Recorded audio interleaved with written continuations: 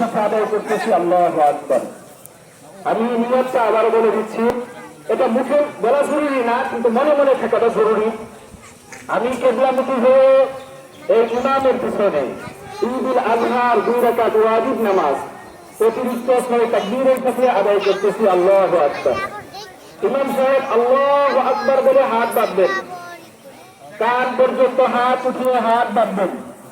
হাত বাঁধার পর ছানা পড়বেন, যেটা আমরা নামাজের মধ্যে পড়ি, ছানা পড়বেন। ছানা পড়া হলে অতঃপর অতিরিক্ত ইমাম সাহেব 3টি তাকবীর বলবেন। এই তাকবীর গুলা তাকবীরে তাহরিমা নেয়। আমরা নামাজের মধ্যে প্রথম যে তাকবীরে তাহরিমা বলি, আল্লাহু আকবার বলে কান পর্যন্ত হাত উঠাই, হাত উঠিয়ে আল্লাহু আকবার কান পর্যন্ত হাত উঠিয়ে অথবা হাত ছেড়ে দিতে হবে। আল্লাহু আকবার একবার হলো, এখানে 3 তাকবীর পরিমাণ বই করা।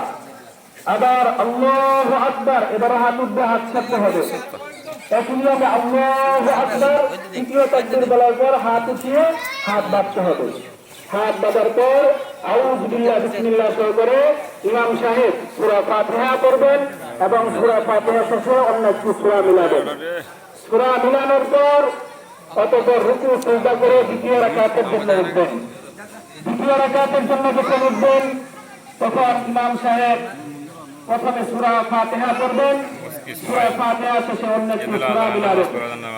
সূরা মিলানোর পর রুকুতে যাওয়ার আগে আমরা অনেকে খেয়াল করি না জিনিসটা, রুকুতে যাওয়ার পূর্বে, দ্বিতীয় রাকাতে রুকুতে যাওয়ার পূর্বে অতিরিক্ত 3টা তাকবীর বলা হবে। 3টা তাকবীরে এরকম হাত উঠবে, আল্লাহু আকবার, হাত ছেড়ে দিতে হবে। আল্লাহু আকবার, হাত উঠবে, হাত ছেড়ে দিতে হবে। আল্লাহু আকবার, হাত উঠবে, হাত ছেড়ে দিতে হবে। 3টা তাকবীর বলার পর চতুর্থ তাকবীর রুকুর জন্য যে তাকবীরটা বলা হবে